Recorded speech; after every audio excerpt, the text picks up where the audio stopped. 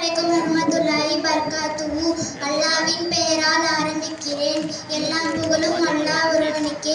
கண்ணியமிக்க அல்லாஹ்வின் நல்லடியார்களே, அன்பான சொந்த பந்தங்களே, பெரியவர்களே, பெற்றோர்களே, அனைவருக்கும் என் சலாமை கூறுகிறேன். அஸ்ஸலாமு அலைக்கும் வரஹ்மத்துல்லாஹி பரகாத்துஹு.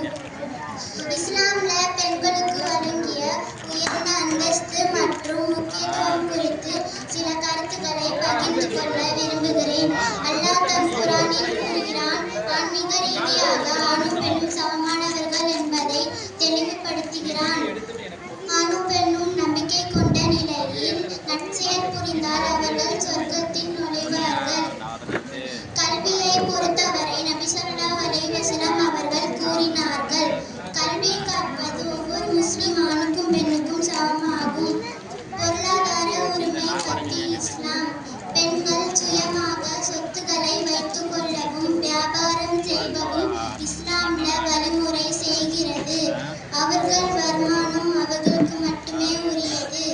இறுதியாக நபி ஸல்லல்லாஹு அலைஹி வஸல்லம் அவர்கள் கூறினார்கள், உங்களில் மிக சிறந்தவர் யாரென்றால் மனைவியிடத்தில் மிக நல்ல முறையில் நடந்து கொள்கிறாரோ அவரே சிறந்தவர். இன்னொரு இடத்தில் நபி ஸல்லல்லாஹு அலைஹி வஸல்லம் அவர்கள் கூறினார்கள், தாயின் காலடியில் தான் சொர்க்கம் இருக்கிறது. தாய்களுக்கு இஸ்லாம் கொடுத்த மிகப்பெரிய கௌரவம் இது. எனவே அல்லாஹ் தஆலா இஸ்லாம்ல பெண்களுக்கு கொடுத்த முக்கியத்துவம் பற்றி நம்ம தெரிஞ்சுக்கிட்டோம். அனைவரும் நம் வீட்டு பெண்களை நல்ல முறையில் நடத்திக் கொள்ளுங்கள். ஜஸாக்கல்லாஹ்.